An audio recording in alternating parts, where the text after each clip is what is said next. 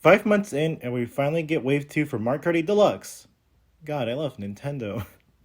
Hello everybody, and welcome to another review centering on the Mario Kart 8 Deluxe Booster Pass DLC. That's a mouthful of a name. This time covering the second wave.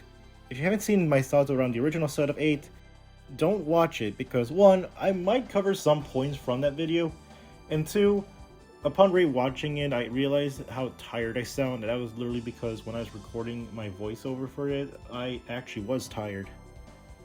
Huh. I think it's at least important to discuss my thoughts on Wave 1 because they were a little more mixed. In general, Wave 1 was sort of a mixed bag all around. I gave some praises to the tour tracks and Choco Mountain, but wasn't exactly impressed with some of the others like Coconut Mall and Sky Garden. Now, with the Propeller Cup open, let's see if these courses improve over last time, or if they're just as unremarkable as Wave 1, as well as just kind of dismissing the entire thing as a whole.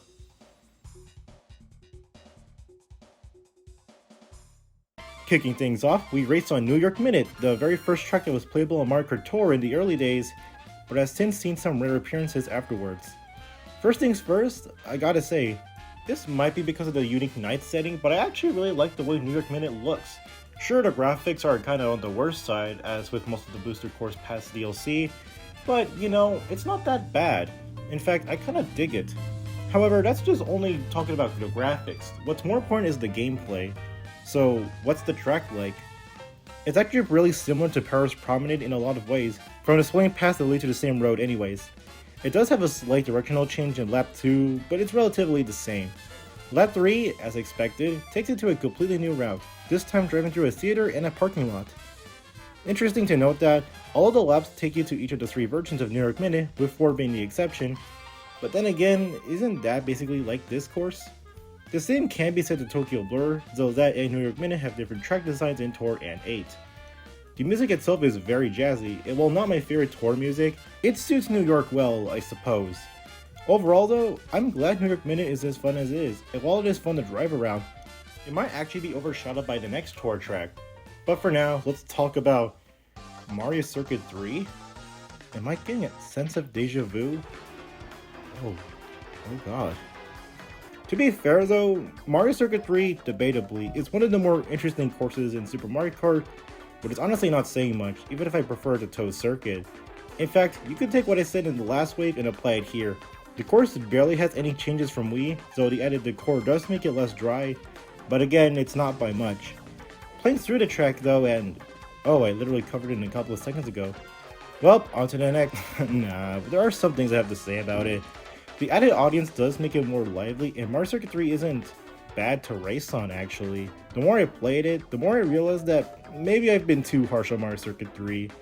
That doesn't mean that it's good, but I suppose any variant is better than Mario Circuit 1. The music is also somewhat weak, as they didn't exactly remix Mario Circuit, but rather added instruments to the existing piece. Not saying that Mario Circuit alone is a bad music track, because it isn't. I just expected a little more out of it. It's kind of one of the most disappointing tracks, honestly, and it's one of the weakest points with the Booster Course Pass Wave 2, solely because it is literally just Mario Kart Wii's layout and nothing more. It's pretty much what it is, honestly. As the saying goes, what you see is what you get. Even if the music has a proper remix, it really wouldn't save Mario Circuit 3 from its intended placement, so it's sadly going to remain a weak track. Now there's something to get excited about. Calamari Desert may be the most simple track in the past, but this time, it's not just simple. I'm getting ahead of myself, however, because holy crap does this look impressive. It's nowhere near the level of any base course, but kind of similar to Choco Mountain on our N64 track, it's near to that point. Playing through the course initially, it's exactly similar to its appearance from Mario Kart 7, although weirdly enough you will notice that these are Tour signs? Tour arrows? Is that right? But it will make sense because around lap 2, it switches the layout from Calamari Desert 2.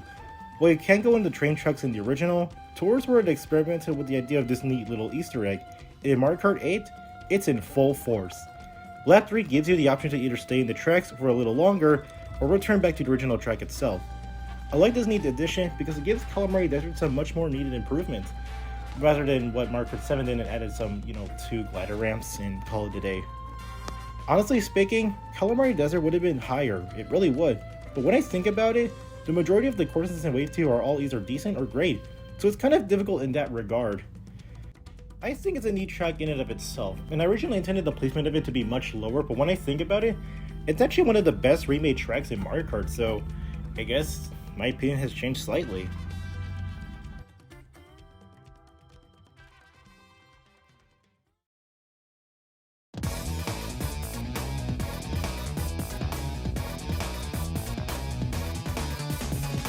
Finally, we make it to what's possibly the biggest request made for the Booster Course Pass, Waluigi Pinball. Now I gotta say, I always liked Tor's version of Waluigi Pinball. The vibrant colors and added decor to the side near the end of the lap makes it for me on a personal level, even though I kind of think it would have been a little bit more better on a graphical scale, you know, not being as simplistic. But that doesn't matter because Waluigi Pinball is meant to be a little more vibrant than most of the other tracks. Even I think that the original Waluigi Pinball is kind of dull in some parts. In comparison, this looks like Las Vegas. Like, it's like one of the places you would see in Las Vegas or something. To add in, the sound effects are kept. It's not Waluigi Pinball without those satisfying sound effects. There's a couple missing though, but I'll get there. For now though, we have gameplay to discuss. As expected, it feels in place like Waluigi Pinball, down to the pinball table having the bounce pads, the flippers, and well, pinballs. I do feel the pinballs should have appeared more often than they do, but it's really a minor complaint in the grand scheme of things. The music itself is Wario Stadium, which does make sense as even in DS, these two tracks share the same music. That said though, I do wish it gained a different iteration.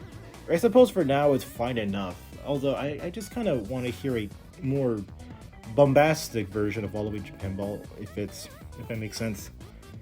I don't have a lot of complaints with this one as I did with Coconut Mall, although if there's one thing that does bother me, however minor, the sound effects for when you make the final turn is absent in the race, yet is in the intro. I'm gonna assume it's a bug, because otherwise, Waluigi Pinball remains his charm and style beautifully. Is it perfect? No. But is it great? Absolutely. Although if there's one thing that I can't excuse it for, it's this portion.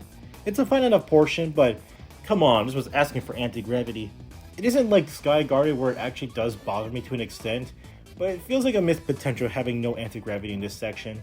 Otherwise though, it's a pretty great track, and you know, it's Waluigi Pinball, so you can't go wrong with that. Overall though, the Tournament Cup seems to be a bit better than the Golden Dash Cup. Coincidentally though, they both have the same pace throughout, even down to the mediocre courses being the second track. It's uncanny to say the least, but at least it's handled a little bit more better. Debatably. I'll let you be the judge of that however, because we're going to move on to the Propeller Cup. I almost messed up saying that.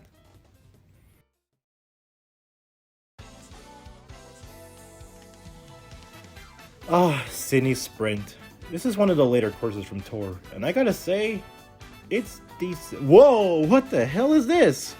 I gotta bring up the gameplay first, because Sydney Sprint might be the longest course in the entire Booster Course Pass so far.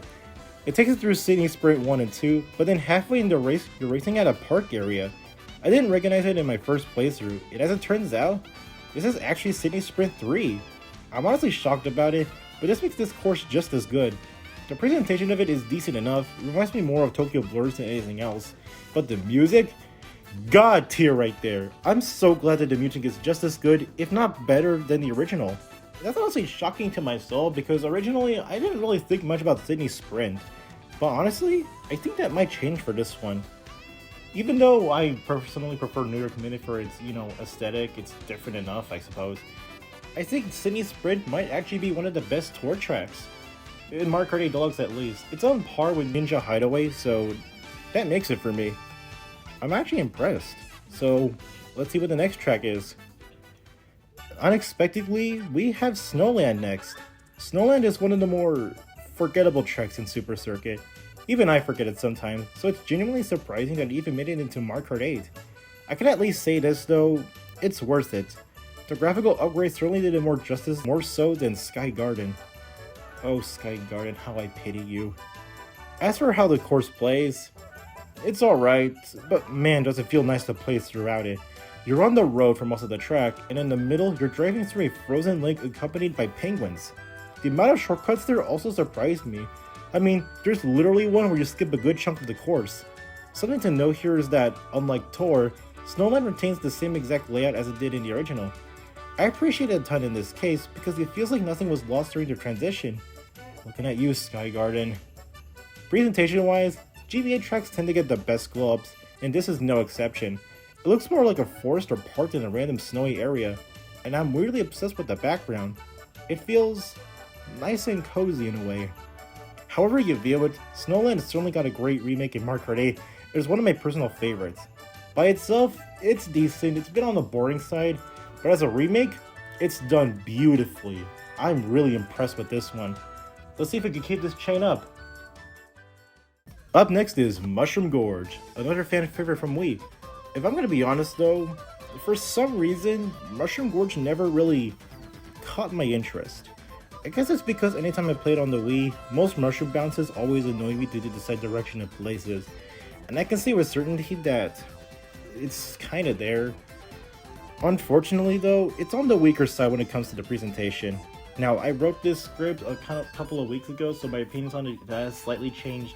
My original consensus was that it looks like clay. While it does still look like clay, just taking a better look, it kind of looks impressive in some areas. It's a bit of a weird sort of situation that I got with different cores, like Chocolate Mountain, but you know, that's not something that's gonna bother me throughout. I had this exact same thought when it was in Tour, so I guess that exemplifies the feeling. Speaking of, the track itself is actually really interesting in the way it was handled. It plays exactly how it did in Wii and 7, but there's some interesting changes and additions. On the minority, the third mushroom is gone, which isn't a loss considering that most players skip it. One of the biggest changes though is in the cavern section, as it combines the layouts from Wii and 7. It retains the Wii layout, but it now has an optional blue mushroom in the center. I like this change because it gives players a choice on where to go. What's more surprising than that though is this.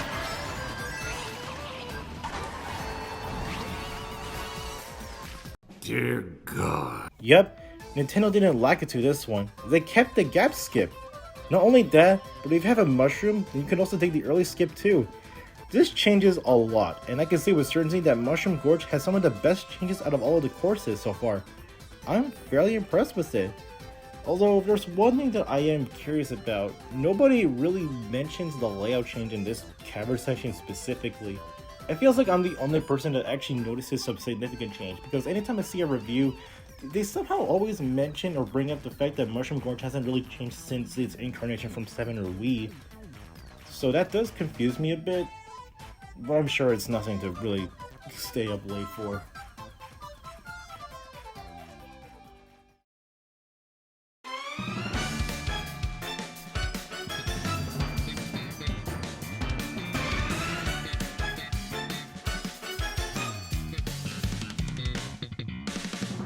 Whoa, now, this is a surprise. The final course for the Propeller Cup looks to be an original on the surface, and while it's most likely a course that'll be in Tour, wasn't a few. Oh, it was out a day after the Booster Course Pass came out. Huh. Well, anyway, I can't say I wasn't surprised about this course's addition, especially since this is the first course in the past to use anti-gravity. Well, I didn't expect it, but now that this course is available, this one's kind of difficult for me to really give a consensus of, because I've kind of gone through mixed feelings about it. And it's a neat concept, I guess. The entire course is based on like ice cream and such, which is not too similar to Sweet Sweet Mountain, but there is a clear difference there. And I like the fact that the tour art style does make it a little bit more vibrant. It's certainly a little bit more better than Sky Garden, at least. I keep shaming Sky Garden. What is going on? But the more I play it, the more I just kind of realize that the hype surrounding it just kind of leads it to a more lackluster experience. It kind of got worse when I actually got to play Sky High Sunday. I guess that's the one thing that was good about delaying this video, was that I actually get to play Sky High Sunday on Marker Tour, and it did not help its case at all. I'm getting ahead of myself though. The entire course itself is essentially just a large oval with splaying paths, but the anti-gravity makes this course feel better to play on. Not to mention that the course is very reminiscent of Kirby's Dream Buffet. As mentioned before, the presentation itself is very colorful, and the music is kind of cool too. I kind of like it, but it's not my personal favorite. But honestly, this course is just really underwhelming given the hype surrounding it. And after playing Mario Kart Tour's version of Sky High Sunday, which is probably the original one, but you know, the game is weird on its own, I ended up realizing that there's a lot of issues that this course has, mainly the anti-gravity actually. When most people talk about the anti-gravity, it's a cool idea, yeah, and you know, it gives us a little bit more hope that some of the courses might have anti-gravity, but it feels shoehorned in. Like it doesn't need to have it, but it just does. And this thing, okay, like these rails are somehow gravity boosters. What what is the quality with this course? I don't know, man. I don't know. I really wanted to like this one, but I just couldn't. I honestly might say it's probably one of the weakest tour tracks. Yeah, way weaker than Tokyo Blur. And that's shocking to myself. I didn't expect that. I don't know, maybe it's just the hype surrounding it, but personally, I don't think Sky High Sunday is the best course, nor is it like the worst. It's mid. I don't like using the word mid, and that's how I have to describe it. And that covers Wave 2. I'm honestly surprised that it turned out better than Wave 1. And even though all of the same problems apply to this too, it's actually not that bad. I'm kind of just shocked to know that Nintendo put in a little more effort into this one. Now, of course, it's not really any better than any of the base tracks, but you know what? They are sort of taking fan feedback. As fun fact, Coconut Malt got an update that added moving cars. I mean, I guess that's cool and all. This one certainly got me more mortified than anything else just because, well, the drivers have gone mad now. But it doesn't exactly save Coconut Mall in any way, unfortunately. It's still a very niche course, if anything else. But otherwise said, if Wave 3 can keep up the pace, I think this might be one of the better DLC packs out of any Nintendo game. Of course, it's not going to compare to the other ones that I held up so highly, most notably Splatoon 2's Octo expansion, which is probably one of my favorite DLC packs of all time. But the Boosted Course Pass is certainly something to behold. Now, something that I'm going to be changing up for this video is I'm not going to be ranking any of the courses from Wave 2. And there's only two reasons why. The first reason is because it's going to be a little bit more redundant every time I have to do this, but also, for the most part, I actually like a lot of the courses. Even some of the more iffy ones like Mario Circuit 3. I know, weird shocker. What I will do is update the list from Wave 1 and add in some more unique placements. As of recording this, I haven't exactly determined the placements of all of the courses so far, but I am going to be placing them in a tier list this time because it's certainly a lot easier than just kind of numbering them. But I'm still going to keep that in mind because you'll notice that some places are at the very back or in the very front. So with that said, what you're seeing right now is a current tier list of the Boosted Course passes in a tier list format. That being said, thank you all for watching this review of Wave 2 Booster Course Pass Mario Kart. Happy fun time. If you like content like this, you probably could subscribe. I mean, it's not a guarantee that I'll do these every time, but you know, if you're lucky. Otherwise said, Stu cares about you. And I'm going to struggle with the next video idea because I have a couple of them. See you then.